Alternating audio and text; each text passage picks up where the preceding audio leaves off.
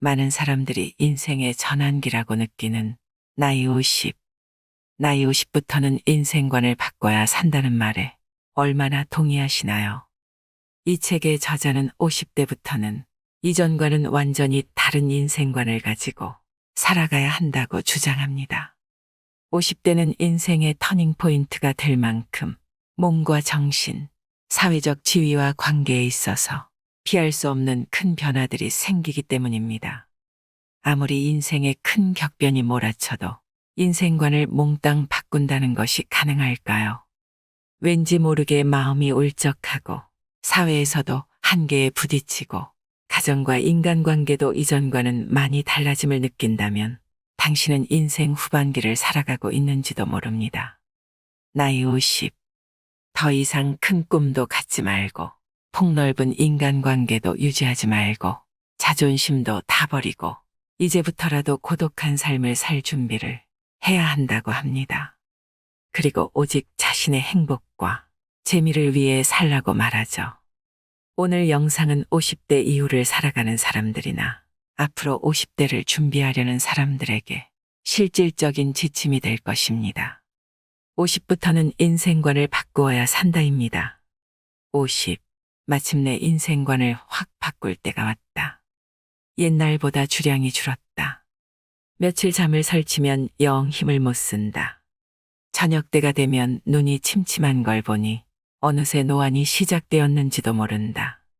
누구나 45살쯤 되면 이런 증상을 서서히 느끼기 시작한다. 40대가 된 지 얼마 안 되었을 때는 30대 때의 기력이 아직은 남아 있어서 자기가 중년이라고 여기지 않지만 45살 무렵부터는 차츰 나도 이제 나이가 들었구나 하고 느끼는 순간이 늘어난다. 갱년기 우울증이라고 부를 정도는 아니지만 왠지 모르게 마음이 울적하다. 그러다 보면 어느덧 50대의 문턱을 넘어서게 되는데 자기도 모르게 사는 게 뭔지 모르겠다며 한탄하게 된다. 이 시기가 일 때문에 생기는 고민이 늘어가는 때라서 그런 것은 아닐까. 보통 노력하면 반드시 그 대가를 받을 수 있다고 믿으며 열심히 일한다.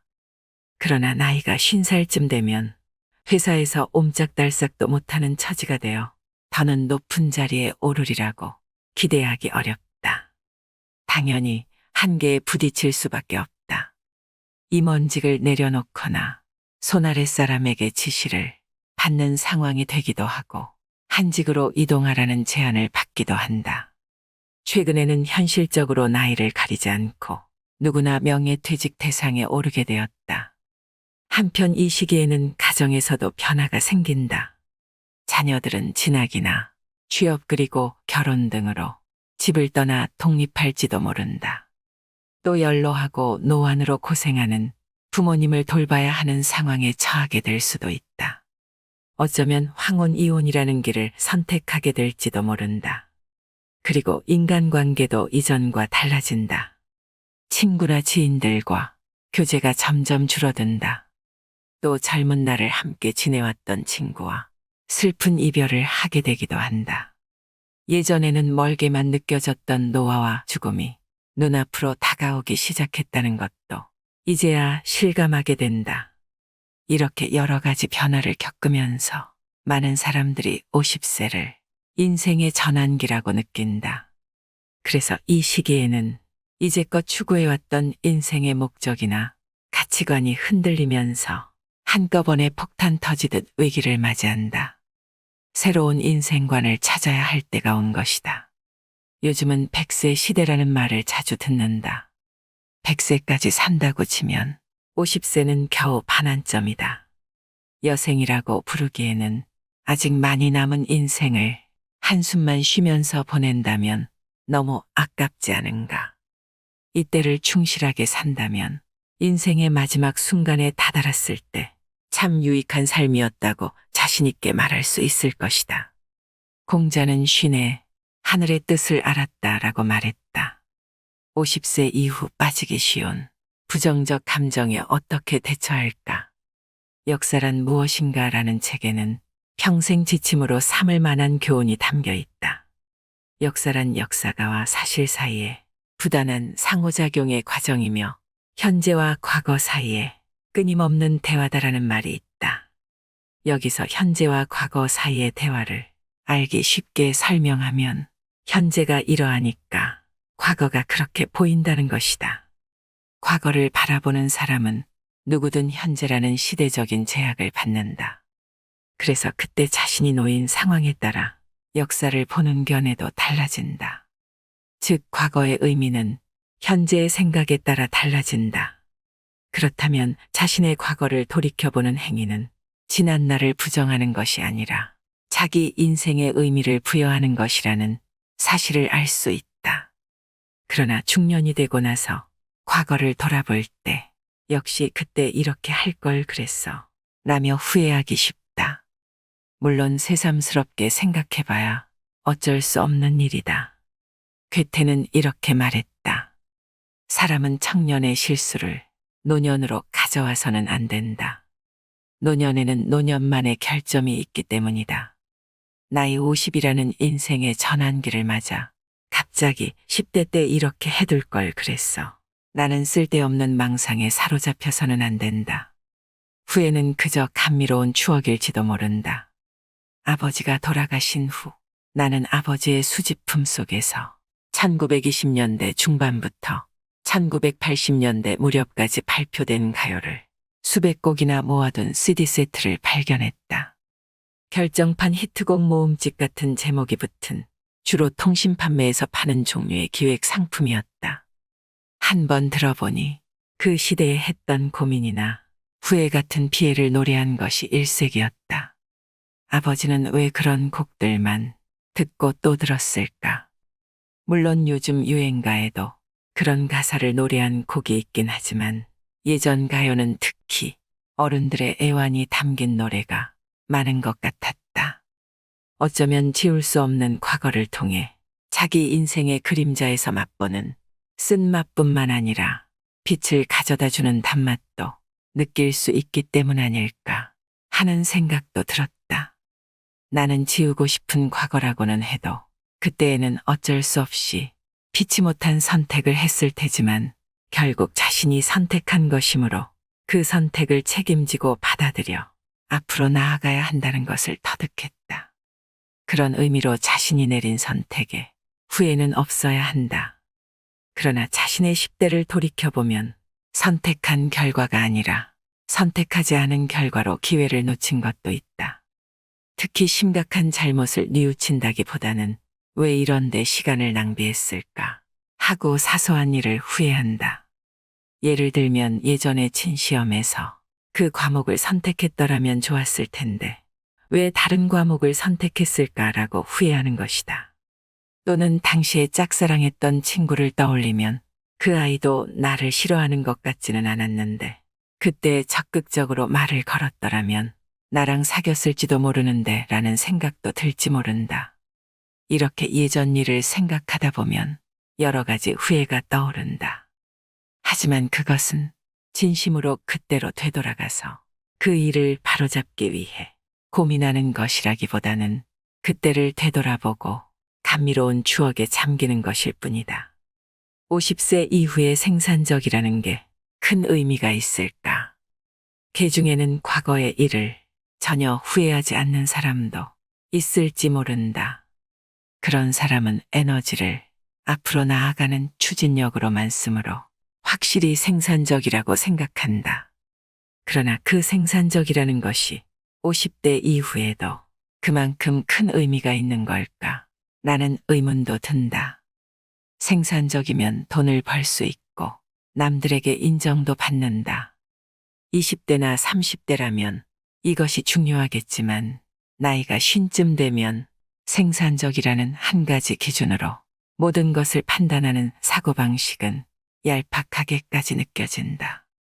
그런 뜻에서 후회한다라는 것은 절대 과거에 얽매여서 정체하는 소극적인 행위가 아니라 지금까지 해온 일에 다시 다양한 의미를 부여하는 적극적인 행동이기도 하다.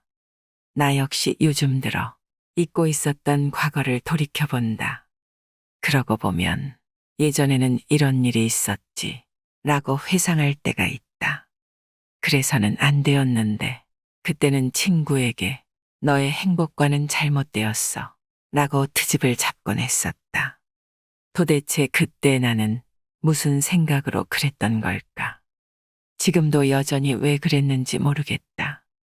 어쩌면 청년기의 실수는 한 번 불을 지피면 오랫동안 계속 타는 최고급 숯과 같은 것인지도 모른다. 50에서 60대가 되어도 그것으로 따뜻해질 수 있다. 그렇게 생각하면 실수가 없는 인생보다 실수했던 인생이 두고두고 훈훈하다. 과거의 모든 것이 잘 되었다면 더할 나위 없이 좋겠지만 뜻대로 되지 않고 실수했던 추억이 타다 남은 숯처럼 자신을 따뜻하게 해주는 것도 나름의 깊이가 있는 인생이다. 게다가 과거의 실수를 되돌아보면 지금은 자신이 얼마나 성숙해 있는지 느낄 수 있다. 때로는 50세에 연륜을 쌓아서 10대로 돌아가면 얼마나 성공할까 같은 헛생각에 잠기기도 하지만 정말 그런 10대가 있다면 그 또한 문제가 아니겠는가. 도대체 질투라는 감정은 왜 생길까? 나이가 50을 넘어 인생의 후반에 접어든 우리에게는 질투심도 주의해야 할 감정이다. 옛사람들도 질투심에 사로잡혀서는 안 된다고 가르친다. 예를 들면 니체는 질투라는 감정을 극도로 싫어했다. 질투의 불꽃에 둘러싸인 자는 마침내 방향을 돌려 정갈처럼 자기 자신을 독침으로 쏘게 된다라는 말이 있듯이 니체는 원한과 증오, 질투 같은 감정은 가치가 없는 것이라고 여겼다. 그래서 그런 감정을 자기에게 허용하지 않고 청산했다고도 말했다. 무릇 인간에게 부덕한 곳이 많다고는 하지만 그 교제에 해가 되는 것으로 원망보다 큰 것은 없고 원망이란 남을 시샘하는 마음을 말한다고 했다. 세상의 부덕은 여러 가지가 있지만 남을 시샘하는 마음은 제일 어쩔 도리가 없는 것이다. 나이 먹어서 누군가를 삐딱하게 보는 것은 굉장히 볼썽사납다. 30살짜리 젊은이가 질투하면 경쟁심 때문에 그러는 것이라고 이해해 줄 수 있다. 하지만 50살이 넘어서까지 경쟁심을 그대로 드러내는 것은 인격 형성이 덜 된 것으로 보인다. 경쟁을 내려놓는다는 마음가짐은 확실히 마음을 편하게 해준다. 더 발전하고자 하는 의욕은 계속 남겨두어야겠지만 불필요한 경쟁심에서 벗어났을 때 마음이 자유로워질 수 있다. 질투심은 우리 사회를 망치는 한 요인이라고 본다. 질투심이 만연하니까 너나 할 것 없이 추문을 너무 좋아하고 그 추문 때문에 누군가가 나락으로 떨어지는 것이 재미있어 죽는 것이다. 신문을 보면 누구라도 한 명 정도는 수렁에 빠지기를 원하는 것처럼 느껴진다. 그리고 다음에는 누가 나락으로 떨어질지 고대한다. 실제로도 물에 빠져 죽게 생긴 사람에게 일제히 돌을 던진다. 그렇게 마녀사냥 같은 잔인한 일이 늘 일어난다. 물론 공인이 권력을 이용해서 부정을 저질렀을 때 분노를 표출하는 것은 정당한 일이다. 하지만 어떤 사람이 조금 부적절한 발언을 했다는 것만으로 그 사람에게 집단 공격을 가하기도 한다. 탤런트 같은 유명한 사람에게만 그러는 것이 아니라 일반인에게도 마찬가지다. 그런 일은 특히 인터넷상에서 흔히 일어난다. 자신에게 직접 영향을 미치는 것도 아닌데 누군가가 잘못되는 것이 그렇게 즐거울 일인지 의문스럽다. 그것을 즐기는 자신을 발견했을 때 내게 이런 졸렬한 마음이 있었구나 라고 깨달았으면 좋겠다. 그렇게 우선 자신의 비열한 인간성을 한번 돌이켜 보기 바란다. 남을 부러워할 시기는 이미 지났다. 이제 50살이나 먹었으니 남을 부러워하는 마음을 버리면 얼마나 편해지는지를 깨달아야 한다. 누구도 부러워하지 않는 마음가짐은 50세가 되면 이전보다 더 갖기 쉽다. 나이 50은 죽고 나면 모든 것이 아무런 가치가 없다는 생각이 드는 시기이기도 하기 때문이다. 죽은 다음에는 100억이 있든 1000억이 있든 다를 바 없다. 5억이든 10억이든 무슨 상관인가. 만약 아무것도 없다 하더라도 별 상관없다. 그런 죽음의 순간이 머지않아 다가온다고 생각하면 사회적인 성공이나 실패가 남은 인생에 얼마나 의미가 있을까 하는 생각이 든다. 30대나 40대 때는 자신과 나이가 비슷한 또래가 얼마나 출세했는지 신경 쓰인다. 그러나 내 경험으로 미뤄보건대 50살쯤 먹고 나면 대학 시절의 동기들과 모여도 누가 출세했다고 하는 이야기는 좀처럼 나누지 않는다. 50세는 이미 성공이나 실패가 어느 정도 결정되어 버린 시기이다. 물론 돈이 너무 없으면 곤란하지만 영원히 살 수 없다고 생각하면 돈에 그다지 집착할 것도 없다. 많은 돈을 벌겠다고 아등바등하기보다 좋아하는 일을 하면서 그 대가로 돈을 벌면 그만이라고 마음먹는 편이 의욕도 생긴다. 자기가 하는 일이 그 자체로 즐거우면 돈이 많은 사람도 별로 부럽지 않다. 젊었을 때는 경쟁심이 긍정적으로 작용하기도 한다. 30대 때는 자존심이 상하는 일이 생기면 더 분발하려는 마음이 들기도 하고 또래가 출세하는 모습을 보면 덩달아 의욕이 솟기도 한다. 누가 집을 지었다고 하면 자신도 그렇게 하고 싶어진다. 하지만 50살이 되면 누가 부장이 되든 집을 짓든 나와 상관없는 일이라는 마음이 들기 시작한다. 또래의 모임에서도 자기 건강이나 부모님 간병이 더 많이 화제에 오른다. 60대가 된 후에나 그렇게 되는 사람도 있겠지만 보통 50세가 넘으면 동년배와의 경쟁은 이제 끝났다고 절실히 느끼게 된다. 가슴속 응어리는 제발 털어내자. 누구나 마음의 상처를 가지고 살아간다. 배탈이 심하게 나도 언젠가는 장이 서서히 회복되는 것처럼 마음의 아픔도 시간이 흐르면 천천히 치유될 것이다. 당연히 하루아침에 모든 감정을 털어낼 수는 없다. 하지만 상처를 품고 속으로 사귀는 것은 결코 좋은 방법이 아니다. 50살 이후부터는 가슴속 응어리를 조금씩 뱉어내는 연습이 필요하다. 이런 일이 있었으니 회복하는데 2주는 걸리겠어라고 체념해도 좋고 그 일 때문에 정말 상처받았어라고 푸념해도 좋다. 우선 자신의 상황을 객관화하여 말로 표현하는 것이 중요하다. 누군가 신뢰할 수 있는 사람에게 가끔은 불평을 털어놓아도 된다.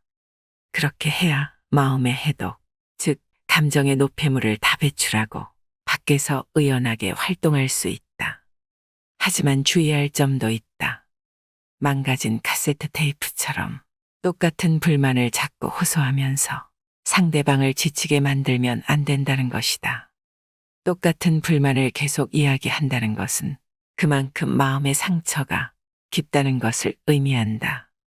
이럴 때는 무조건 문제에서 벗어나는 것이 중요하다. 그럴 땐 심리적으로 문제를 멀리해라. 문제가 있는데도 아무 조치도 취하지 않고 그저 망가진 카세트 테이프처럼 되는 것을 반드시 경계해야 한다. 이제 자존심과 꿈과 사람은 버리고 오직 나를 위해서만 살아라. 50세에 직면하는 인생의 위기를 극복하는 방법이 한 가지 더 있다. 바로 힘을 빼는 것이다.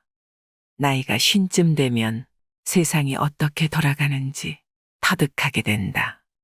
앞으로 인생에서 무슨 일이 일어나도 지금까지 죽지 않고 살아왔으니 지나치게 애쓰지 않아도 되지라고 담담하게 받아들일 수 있다. 노련한 축구 선수가 경기를 뛸 때 체력을 적절히 배분하는 것과 같다. 90분간 계속해서 뛰기는 힘들지만 바로 지금이야 하는 순간에 몸을 움직여서 골을 넣을 수 있다. 그처럼 효과적으로 힘을 빼는 방법을 일에서도 생활에서도 적용할 수 있다면 좋겠다. 나는 여러 가지 훈련 끝에 힘을 빼는 방법을 터득했다. 예를 들면 나는 젊을 때 국가대표전 축구 시합을 보다 보면 답답함을 주체하지 못할 때가 있었다. 왜 거기에서 슛을 쏘는 거야? 그렇게 선수를 교체하면 안 되지라며 애꿎은 텔레비전을 향해 비난을 퍼부었다. 생각해보면 축구라는 경기의 성격상 대부분의 실점은 선수와 연관되어 있다. 즉, 아무리 잘해도 화나는 요소가 숨어 있다는 말이다. 계속 화만 내서는 몸이 견뎌내질 못한다는 것을 깨달을 때쯤엔 내가 국가대표 감독도 아니고 축구협회 회장도 아니니까 이것은 내 일이 아닐 뿐더러 선수 한 사람 한 사람이 성공해서 수억을 벌든 실패해서 구단에서 방출되든 나와는 아무런 상관이 없어라고 생각하게 되었다. 그리고 분노가 치밀어 오를 땐 화를 내는 것이 아니라 이러면 안 되지라며 웃으려고 노력한다. 그러면 힘을 뺄 수 있었다. 즉, 냉소적으로 보는 것이 아니라 열심히 응원은 하지만 실수에는 눈을 감고 잘한 점은 크게 기뻐하는 관전 방식을 터득했다. 축구 관전 경력이 30년이 쌓인 후에야 겨우 여기까지 왔다. 2018년 러시아 월드컵 경기에서는 결정적인 실수로 실점을 당했는데도 전혀 아무렇지 않을 정도였다. 그랬더니 가족들이 칭찬해줬다. 이제야 차분하게 축구를 볼 수 있게 되었군. 이러면서 말이다. 나이가 들면 화를 잘 낸다는 말을 자주 듣는다. 분노라는 감정은 뇌의 대뇌변연계라는 부분에서 만들어진다. 뇌 연구학자에 따르면 그것을 억제하는 작용을 하는 것이 전두엽이다. 그런데 전두엽은 나이가 들면 기능이 저하될 수 있다. 그 때문에 감정을 억제하기 어려워진다는 것이다. 전두엽을 단련할 수 있는지는 알 수 없지만 일단은 누구나 나이가 들수록 화를 내기 쉽다는 사실을 잘 인식하고 무슨 일이 일어나도 이것은 내 문제가 아님을 생각하며 힘을 좀 빼면 좋을 것 같다. 배꼽 밑에 손을 대고 내쉬는 숨과 함께 부정적인 감정이 나간다는 상상을 하면 50세 이후를 살아가는데 힘을 빼는 방식을 경험할 수 있다. 힘이 빠지고 의식이 균형 있게 질서 잡힌 상태를 몰입이라고 부른다. 그러면 미치도록 행복한 나를 만날 수 있다. 몰입할 수 있는 활동을 하면 노는 것처럼 생활이 즐거워진다. 50세를 넘으면 서서히 혼자 있는 시간이 늘어난다. 친구들과 교제하는 일도 점점 줄고 자녀들이 독립해서 가족 인원 수도 줄어든다. 그래서 친구가 없다는 사실에 불안을 품는 순간 말할 수 없이 외롭고 쓸쓸한 느낌이 밀려온다. 물론 좋은 친구는 있는 것이 좋겠지만 나는 사실 친구 관계를 적극적으로 넓히는 편은 아니다. 오히려 누구인지 모르는 사람과의 연대감을 느낄 때가 더 기분 좋다. 나는 책이든 영화든 음악이든 소수 취향의 작품을 사랑한다. 지금까지 CD를 들으면서 지금 이 노래를 듣는 사람은 나 혼자가 아닐까 생각하며 묘한 기쁨에 빠져들곤 한다. 그런데 요즘 시대에는 인터넷에서 취미가 같은 사람을 손쉽게 찾을 수 있다. 유튜브 댓글을 읽다가 보면 나와 완전히 같은 생각을 한 사람이 얼마나 많은지 모른다. 그들과 개인적인 교제는 없지만 연대감을 느낄 수 있는 것으로 만족한다. 독서를 통해 위대한 사람들과 시공을 초월한 영혼의 공감을 경험할 수도 있다. 이렇게 특별한 경험을 하다 보면 친구가 없어도 외롭거나 쓸쓸하지 않다. 혼자 있는 시간을 잘 보내는 최고의 방법은 뭐니 뭐니 해도 책을 읽는 것이다. 독서는 혼자서 하는 것이므로 혼자 있는 시간이 길수록 감사하다. 어떤 형태든 자기 취향에 맞는 인생 모델을 찾아보기를 추천한다. 50세 이후의 삶에서 마음의 스승이 될 위인을 찾아보면 어떨까? 인생의 후반전을 그와 함께 걷는 것이다. 이제 그 누구보다 나 자신을 위해서 혼자만의 시간을 충분히 만끽하길 바란다. 무엇보다 50세를 넘어서는 누가 가르쳐주지 않아도 인생의 깊은 뜻을 스스로 이해할 수 있다는 점이 장점이 아닐까. 50대 이후의 삶에서 지루함과 어울리는 방법은 하나의 중요한 주제다. 이것은 지루함을 참는다거나 지루하지 않도록 자극을 추구하는 것이 아니라 지루함과 사이좋게 지내는 것이다. 지루함에 익숙해지는 것 또는 지루함을 더는 지루하다고 느끼지 않는 것이기도 하다. 또 한 가지, 우리에게는 아직 에너지가 남아있다. 훈련을 통해 얻은 건강한 체력과 정신력을 의롭고 선한 데에 이용해보라. 여러분도 다음 세대에 물려줄 것이 무엇인지 생각해보고 거기에 남은 에너지를 쏟아보면 어떨까 한다. 절대 오지 않을 것 같았던 30살이 되던 날. 이제는 내 인생에 젊음이란 없겠지라는 생각에 새해 첫날을 불안함과 아쉬움으로 보냈던 기억이 있습니다. 그렇게 시간이 흘러 어느새 저도 이만큼 나이를 먹었습니다. 쉬지 않고 흐르는 인생입니다. 빈손으로 왔다가 빈손으로 가는 인생입니다. 그래서 더 소중한 오직 한 번뿐인 당신의 인생이 행복했으면 좋겠습니다. 우리가 젊었을 때는 무엇이든 할 수 있을 것 같았지만 살다 보면 실제로 해보니 해낼 수 없다는 사실을 알게 됩니다. 저는 그것이 성숙한 인간이 가질 수 있는 가장 큰 깨달음이라고 생각합니다. 언젠가 말 못할 때가 옵니다. 그러니 따뜻한 말을 많이 하세요. 언젠가 듣지 못할 때가 옵니다. 그러니 값진 사연과 값진 지식들을 많이 보고 많이 들으세요. 언젠가 웃지 못할 때가 옵니다. 그러니 웃고 또 웃고 활짝 많이 웃으세요. 언젠가 움직이지 못할 때가 옵니다. 그러니 가고픈 곳이 있다면 어디든지 가세요. 언젠가 사람이 그리울 때가 옵니다. 좋은 사람 많이 사귀고 만나세요. 언젠가 감격하지 못할 때가 옵니다. 마음껏 표현하며 사세요.